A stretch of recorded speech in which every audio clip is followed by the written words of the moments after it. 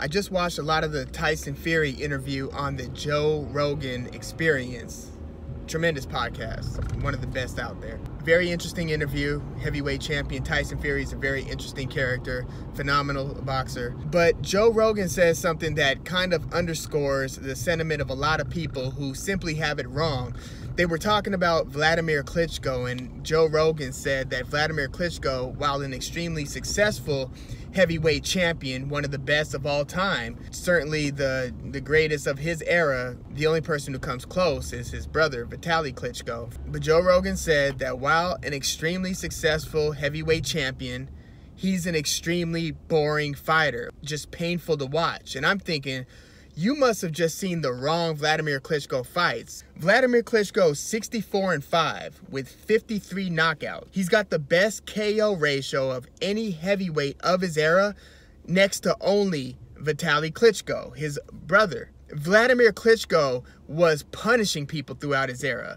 He knocked out almost everybody he fought. Again, 64-5 is his career record with 53 knockouts. And you have to take into consideration, when fighters hit their 30s and get into their mid-30s to late 30s and then eventually retire, their KO percentage, like everybody's, goes down. Manny Pacquiao was knocking everybody out. Then he got old and he stopped knocking people out. He just got to stop over Lucas Matisse, but that's an exception. Generally, the KO percentages go down over time.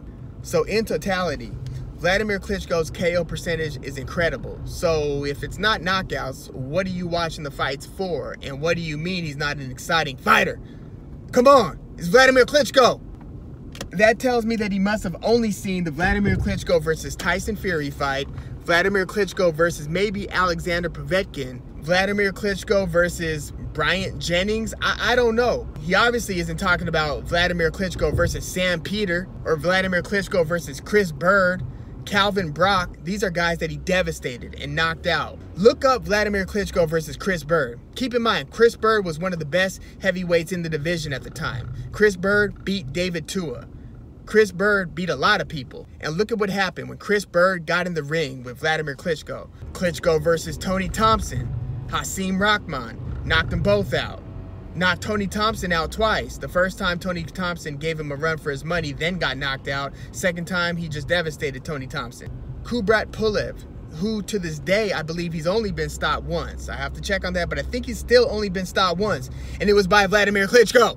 So again, either watch more of Wladimir Klitschko or stop commenting on Wladimir Klitschko, because it steers the narrative and it fuels this false narrative that Wladimir Klitschko was a boring fighter. Yes, he was a little bit more technical than, say, his brother Vladimir Klitschko. Yes, he was jabbing a lot. And yes, sometimes if somebody would try to smother him, he would try to clinch. Okay, so that would happen every now and then. But the whole point of his jab was to bludgeon the person. Keep in mind, there are different types of jabs. There's the jab that you just kind of flick out there to control the space, and it's almost no more effective than throwing a feint, because when you feint, the opponent kind of tenses up and you're kind of keeping him off balance and keeping him from unleashing his arsenal because you're feinting. So he's tightening up and his muscles are getting tense just worrying about what you might throw. So some jabs operate like that.